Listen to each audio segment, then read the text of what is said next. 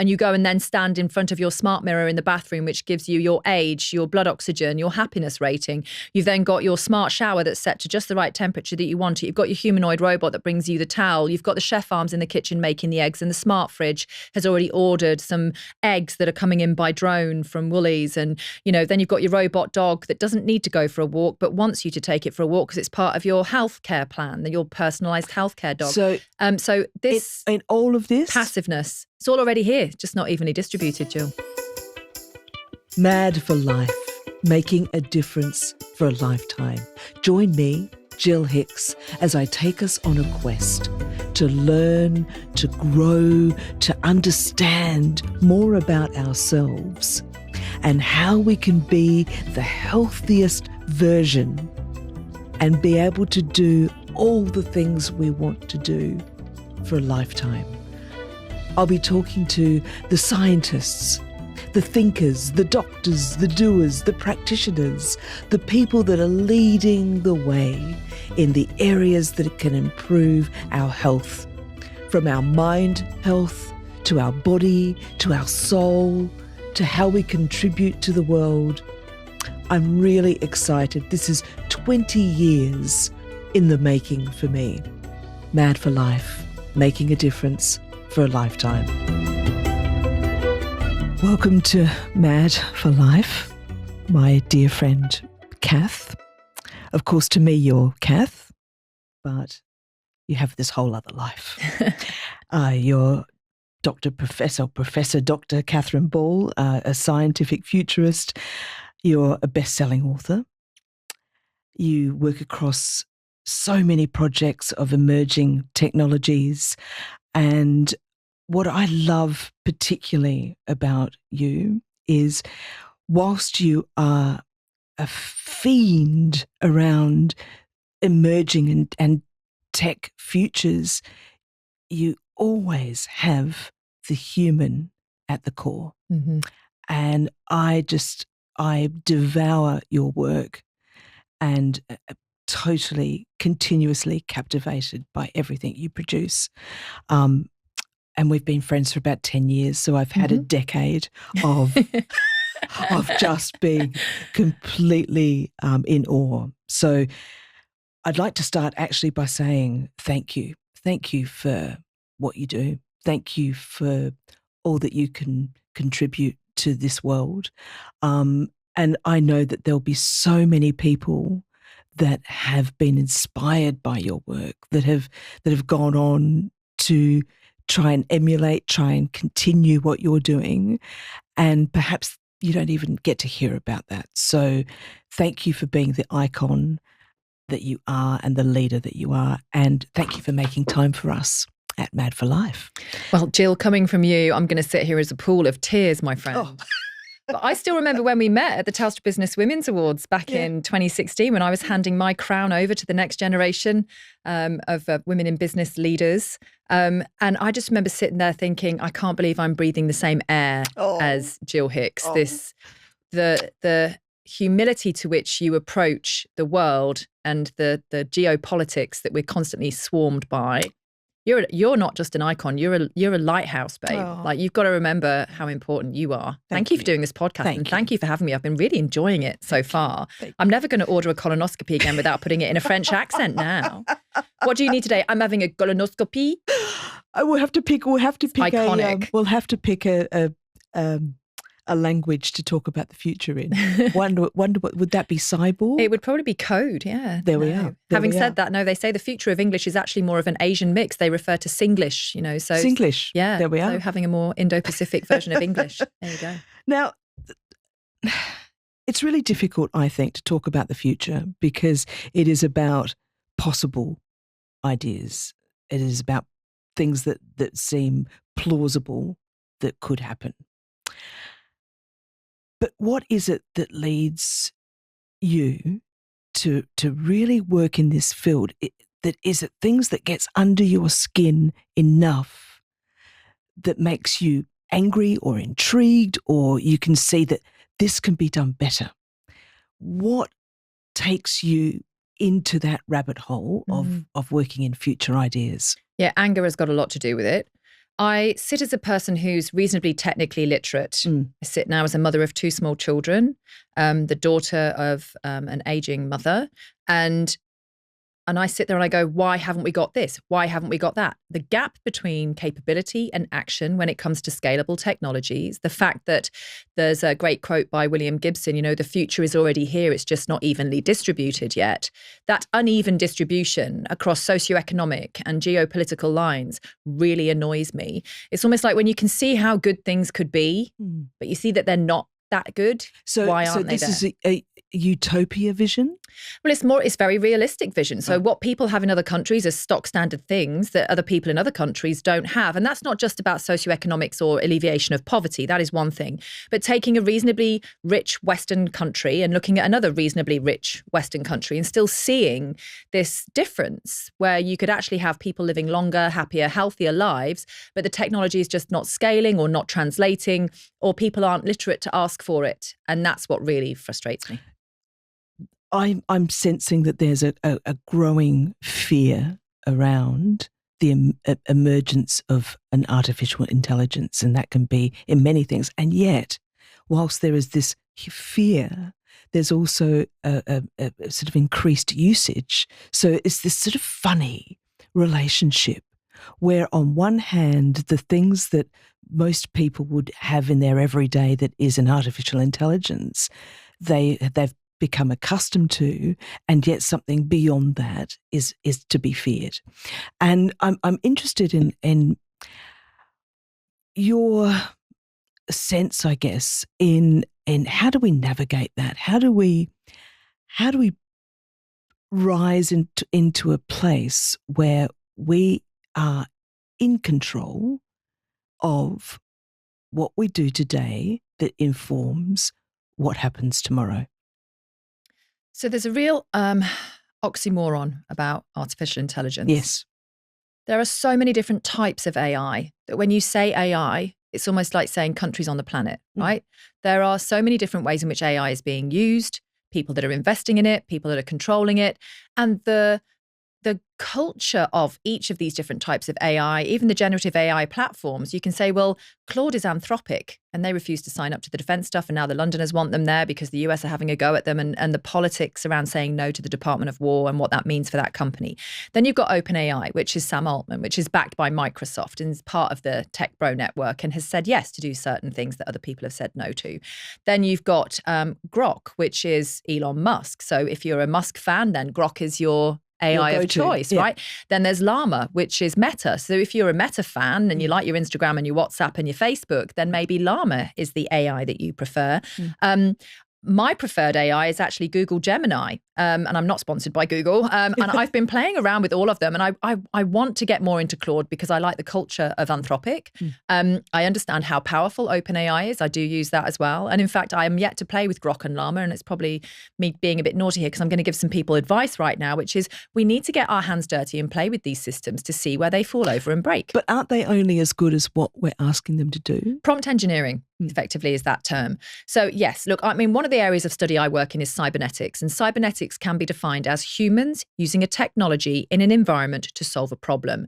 That could be building a fish trap to have aquaculture. That's a cybernetic system. It could be using an AI to develop a personalized cancer vaccine for your dog, like the guy did in New South Wales.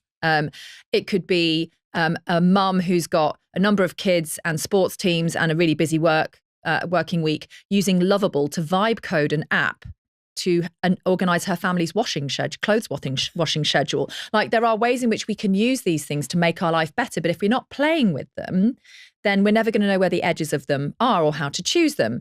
So have you ever played with Lovable? Have you developed an app in Lovable? I think you and I are going to have a little play on Lovable together, darling. We'll take this offline. I have, people are like, what's vibe coding? Vibe coding is where you use natural language like a chat window to ask an app. Lovable's the best. I love Lovable. I have actually vibe coded an app, and I'll tell you about that later as well. But being able to create an app that you can literally log into and use by talking to an AI system is how we vibe code. You literally just sit there asking questions, pushing the edges, making it fall over, organizing your sign in windows, talking about your databases. Like, so being able to be accessible to these technologies, everyone has access.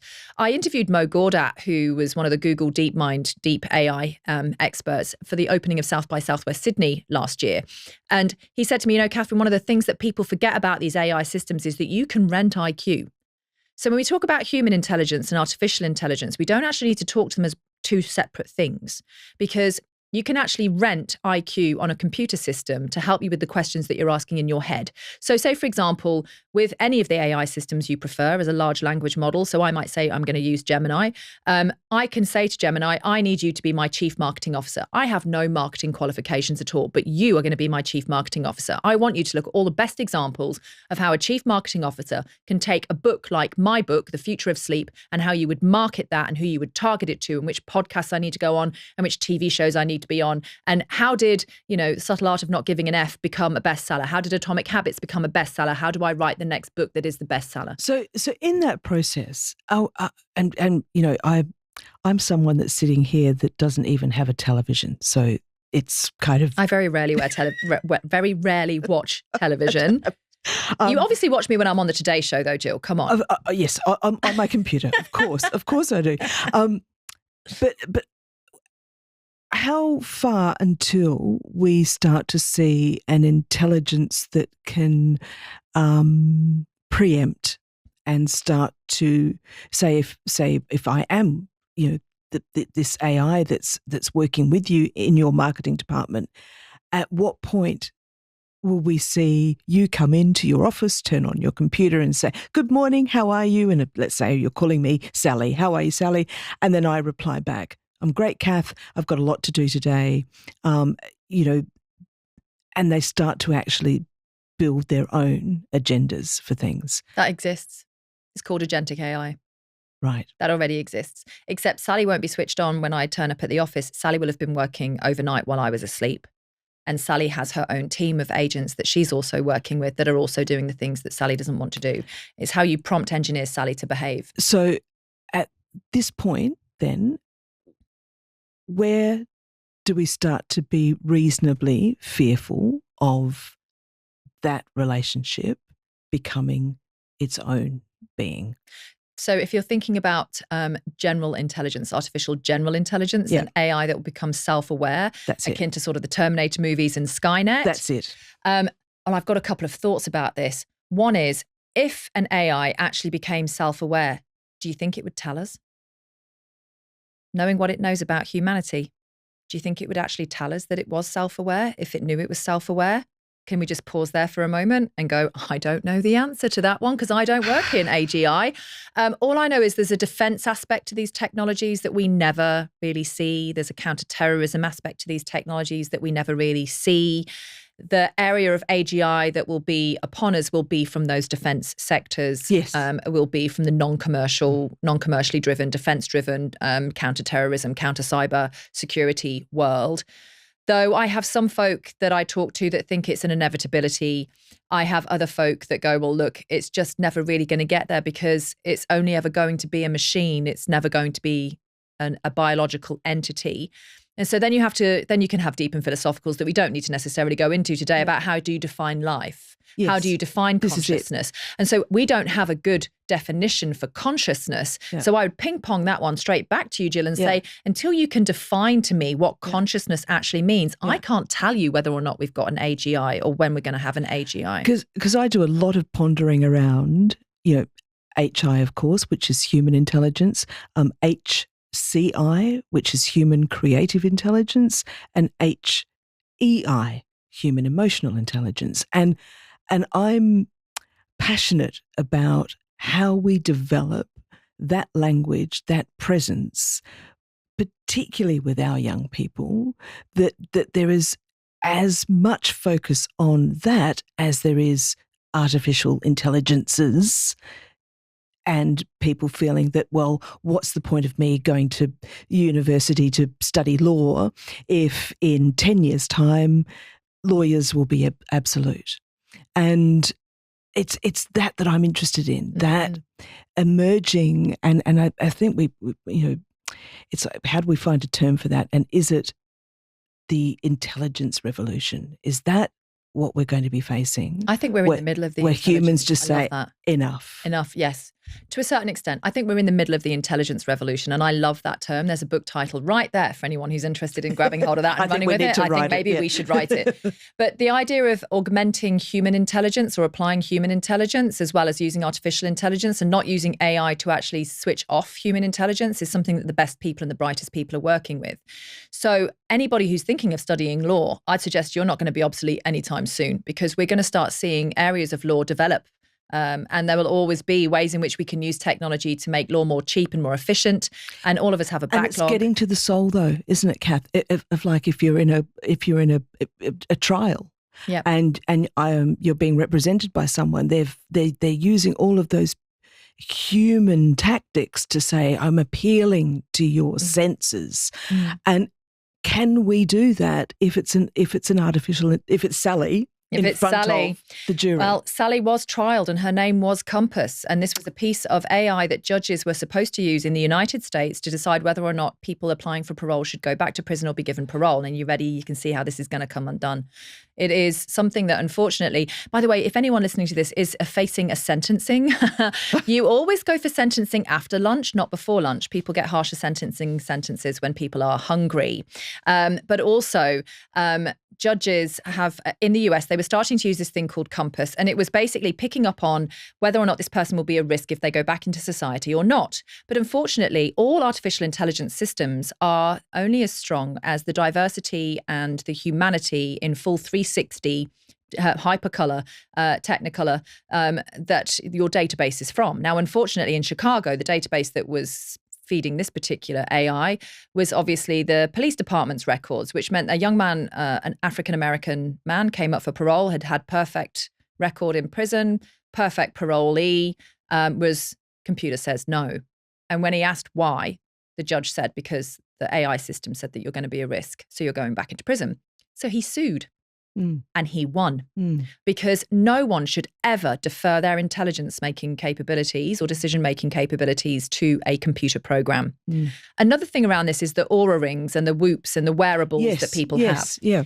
There's a big thing now around women and the AI behind that. So, for example, your Aura are working on this. They've admitted it's a problem. They're trying to fix it. In your menstrual cycle, in your luteal phase, your core temperature goes up by 0.5 degree centigrade, which means, according to your Aura ring, you're actually sick, which means your recovery score is lower, but you're not actually sick. You're just a woman. And so we have all of these, AFL players and women AFL players and male AFL players, and all these like elite sports people relying on these pieces of technology to give them quantifiable, measurable and trackable scores. But the AI and the systems that are building those are still inferring things from a data set that may or may not represent them in a way that may or may not represent who they are. So this tells us that there's still a place at the table for the human being. There is only a place at the table for the human being. There is no place at the table for technology without the human being being there. And that is the cybernetics approach. We talk about humans in the loop, humans on the loop, humans are the loop. There's absolutely no way in which an AI system should be making a decision about someone's health metrics or someone's life or someone's mammogram or someone's scan or someone's blood results without having somebody who knows where the system can get it wrong and where the system can get it right. Are we heading in that direction, though? We are now facing a medical revolution where we have drug discovery, which will go from 20 years to 2 years for new drugs. It's amazing. So the Nobel Prizes last year, one of them was Google AlphaFold. So have you heard of Google AlphaFold? No. This, for me, is a prime example of where AI is good. Now, you'd love the way that this happened because it was a very human way in which this happened. So and they were all men, unfortunately, when I look back at the video. So I'm going to say these chaps around the table at Google were like, well, we can measure, we can basically build a map of the proteins that we want to build this map of. And one of them around the table says, well, can we just build a map of every single protein that could possibly exist? Now, bear in mind, the way proteins exist is restrained and constrained by the laws of physics. It's all to do with elements, atoms, bonds, etc., right? So there's rules, biochemical rules that cannot be broken because they are how life exists on this planet. And so what they did was they took all of the maths of how proteins could possibly exist and they created a map, and they did it in less than a week. They mapped the entire dictionary of all potential proteins. So that's all potential cancer treatments, all potential antibiotics, all potential poisons, all potential anything to do with proteins. This then gives a real sense, doesn't it, that we could be looking at cure for diseases that haven't been able to have a cure. Jill, by the end of this decade, if you and I touch base again on what's been cured between this conversation and January the 1st, 2030, we will be amazed at the diseases that will either be livable. So they're talking about cancer now as treating it as a livable disease. It will just be something that we live with rather than die from. So if we're living longer, yes, we're designing ourselves to live longer. We are. We're creating technologies to support our longevity. Yes. With the pillar of legacy in mind, which is, how I like to talk about the why we've even existed. Mm-hmm. I think our legacy is a really important way to look back at, our why. Why did we do this? And the impact we've had. I love that we think about our young people, your boys, my daughter. I worry about the distraction that is, is it invented? Is it deliberate? But the distraction that's everywhere, and for me, I would just wish that part of our evolution within technology of being able to be ahead of disease, I'd love to be able to turn distraction off, mm-hmm. and helping the human evolve and rise with their intellect to be able to grow and create even more beyond our wildest, what we can imagine today. You and I have both lived in London, for example. And I remember traveling on the tube and I remember traveling on buses, and I was almost like, if I have one more advert come in my face, I'm going to have a bit of a Harry Carey moment. Like I'm going to go. Did it desensitize you though? It didn't. So I was just very overwhelmed with it to the point where when earpods came out, like I would yes. I would be silencing the noise because it was just too much hyperstimulation. And Vivienne Westwood refers to these things as weapons of mass distraction. She wouldn't even allow radios playing in her creative studio and TVs. She wouldn't allow this. This is before interactive artificial intelligences where people are forming relationships with their AIs. 40% of Australians have spoken to an AI about their emotional issues. And that's okay. Yeah. If that means that you can then maybe get help, or the help that you would like to get you can't access. And so how we use technologies, is it a distraction or is it actually fulfilling a need that you've just not been able to fulfill before? But this is where I think about the boredom quotient. How often do my kids actually feel bored? Do they? And what is wrong with boredom? Yeah. Yes and no. I mean, they are the they are the pandemic kids, right? So that sort of constant need to keep them, entertained type thing. Yeah. But they still also, even now, when they've got the choice of an iPad, oh my God, this is going to sound terrible, but look, it's #pandemic parenting, right? They've got the choice of the Netflix, the Disney Plus, the iPad, the Nintendo Switch Lite, the Nintendo DS that we bought by accident. They've got Lego. They've got a big Batman cave. They've got all of these different toys and games that they can play. They still don't just sit absorbed into screens. They go and they play outside with the G.I. Joes. Yeah. They go and they play with the Legos. They fight with each other incessantly, like two boys under 8. You know this. They still find a way to switch off. They're not constantly attached to the PS5. They're still very much looking around. They're still reading books. We still talk about things. I take them to the museums. I make an active play to engage them in things. But you're very right in asking me, when was the last time they were actually bored? Not when they told me and whinged at me they were bored because they wanted the iPad. But when were they actually last? And you know when it is? It's when we go out into Mother Nature. And they are not necessarily bored, but they're sat in a place where there's peace. They're sat in a place where there's calm. And the ocean, I think, is where they get to do that meditative release. So what is boredom? What is distraction? And what is a waste of human capital, doom scrolling or going through social media? I'm actually quite glad that my kids will not know social media till they are at least 16. I'd say 18, really, if I could help it. Because I think we have recognized the harms that social media can do and how these companies are there to make money. They're not there to breed good mental health in teenagers. And so But again, until we know the damage that can be done, we didn't know how bad these things could be when we started our Facebook accounts 20 years ago. We didn't realise the implications of it. And do you think that the manifesto for the human intelligence revolution should be written in a book? There is a huge pushback to the rise of analog now in a digital world. So, I mean, if you go to any bookshop, there's still lots of books. There's still people buying books. I was sat next to a chap yesterday on the plane, and he and I were both reading I had a hardback book. He had a paperback book. He was reading Stephen Bradbury. I was reading about Goldeneye and Ian Fleming. There was a bloke over the aisle also with a book.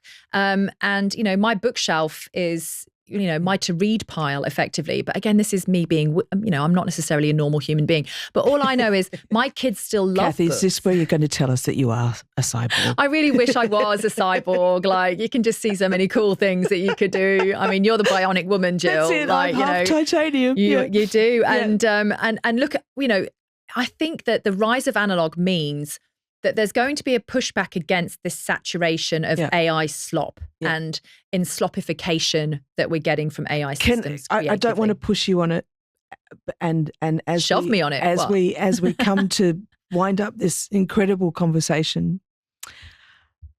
But 5 years window. Yeah.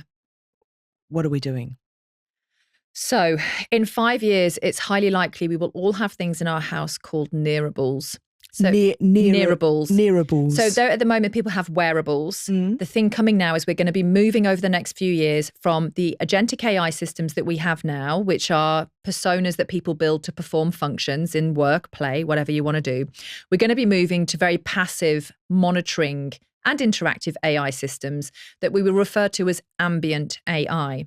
Now, we have some experience of ambient AI already. Anywhere that's got CCTV, for example, they can now take the footage from those cameras and put them through an AI system. And face match. Well, we don't even need your face to work out who you are. We can work out who you are from where you come out of the house, where you get on the train, where our phones are now 1 centimetre accurate location in terms of where we are. So geofencing of our devices is really easy. We're literally sleepwalking into this surveillance state. Facial recognition is something people have to approve, but I don't need your face to work out that you're Jill Hicks. As a human, I know you're Jill Hicks when I see you at the end of the street, right? And that is where the AI is going. But not only that, we can actually pick up neurodegenerative diseases. So we'll be able to predict people who might have Parkinson's or Alzheimer's years before they show any kind of significant effects from that disease, which for a disease like Alzheimer's, and I'm not a medical doctor, but what I understand of it, a disease like Alzheimer's, the earlier you can get on the treatments, the better the health outcomes. So imagine now we're going to be entering this world of preventative medicine. And in fact, there is actually already, where the heck is it? There is already somewhere in the country, it's Western Australia, they've got an MP at state government and she's the MP for preventative health. She's wonderful. The first in the world. How wonderful. So we're going to go from this, AI is watching us, AI is trying to sell us things, to AI is creating digital twins, AI is looking for inferred opportunities to engage with us around personal health.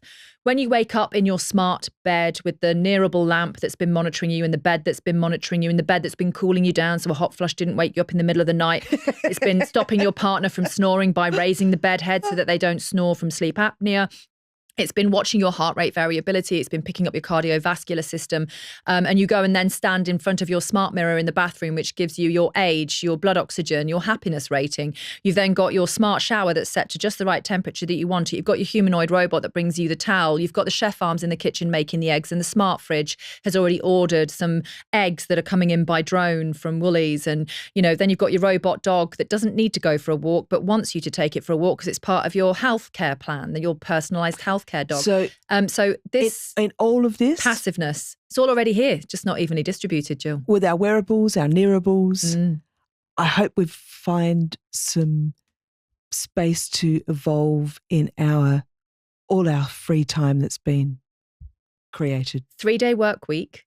In 2012, a Japanese study was like 3-day work week is the peak human work week. That was from 2012. So that's like 14 years ago we've been saying. The other 4 days we could just build our revolution. Well, you can hang out with people and you can go to art galleries. You can engage with art, what it is to be human. Winston Churchill in World War II, when they were moving all of the stuff from the British Museum down into the Northern Line tunnels, someone would say, what on earth are you moving all of that museum crap into the tunnels for? And he goes, what do you think we're fighting for? Yeah. right? So I think we will get to the point where, and there will be, the next 10 years are going to be a transition before we get to normality, because there'll be people questioning, which is great, people pushing back, which is also fine, and people choosing how they want to have these technologies in their lives. But when we look at the aging population that we have here in Australia, to not have these technologies is to do a disservice to the dignity of the aging population in this country. And so what one person's, AI-enabled chatbot is another person's personal doctor. And so there's going to be ways in which these technologies are going to allow us to live longer, happier, healthier lives, but we're actually going to have more choice, not less, if we approach these technologies with literacy and the human at the table first, and think about the problem that you want to define and solve before you think about how you can sell a solution. So for all our young people, don't despair. It isn't about the loss of jobs of the future. It's about being that human at that table. The thing about anybody who's wondering, my kids are in school, what are they going to study? Where are they going to get jobs? Well, to be true, the best thing you can do is give your kids a broad horizon. And if you're thinking of applying to university, which I do highly recommend, because university isn't just about completing courses. It helps it's about you learn building, how to think. It helps you learn how to learn how to think, learn how to disagree, learn how to be disagreed with, mix with people that don't look like you, sound like you, are from the same country as you. So other than travel, which you and I are both big purveyors of, the other thing would be to look at doing a double degree rather than just a single subject degree. So, for example, you might want to go to the ANU and study aerospace engineering and French. Perfect. Or you might want to study, medical bioscience and structural engineering. Do it. Pick something that allows you to have those broad skills, because the broader the horizon of skills you have when you're younger, the more you can then choose what you want to do and hone those skills down. But I do recommend we always look at doing what they would call a creative subject as well as a STEM subject, because one of the things I've said this for years, coding is a language and should be taught in a language classroom. It's not a STEM subject. And so we know that kids who have refugee backgrounds, they've got more than one language at home, Indigenous Australian kids that have more than one language at home, they actually are better coders, and they are actually better at natural language interactions with artificial intelligence.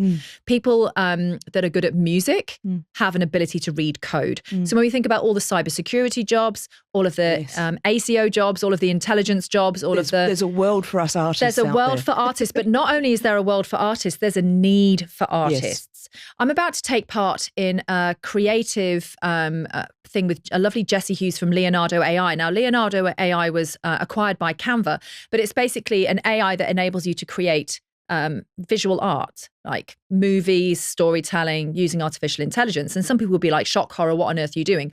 I can't draw for shizzle, right? But I have imagination where I want to put things down in vision, and I can't draw. So that's always stopped me, but now it's not. And now I'm creating my own kind of AI-backed AI clones is one of my business. So having me as an actual AI-enabled clone, Cath GPT, I'm calling that one. I love it. The ability to actually interact with me, even if I'm not there. Yes. Grief tech is on the rise. So my kids, after I die, will have a version of me that they can call and they can interact with, for example, should they feel the need to do that. And so looking that's a whole other idea of legacy, isn't it? Legacy, grief tech, the actual fact that most of us now will probably live to 100 or 120. Our health spans will match our lifespans. Therapies will come online that if you can survive the next 10 years, it's likely you'll hit 120 good years. I love it. Like, people are throwing money at this. And so we can take advantage of the fact that old rich men don't want to die. And so they're investing in longevity technology.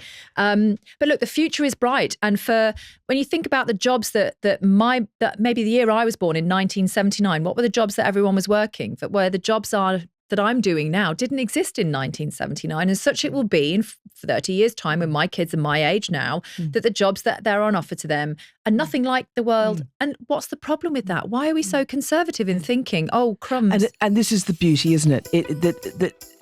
I hear you loud and clear that everything actually is what we make from what we imagine, and what we make possible and plausible from that imagination. Dr. Cath, Dr. Hicks. Dr. Catherine Bull. Dr. Jill Hicks. You living legend. It is a joy. It is always a joy. Thank you for sharing time. It is our most precious thing that we can ever possibly give.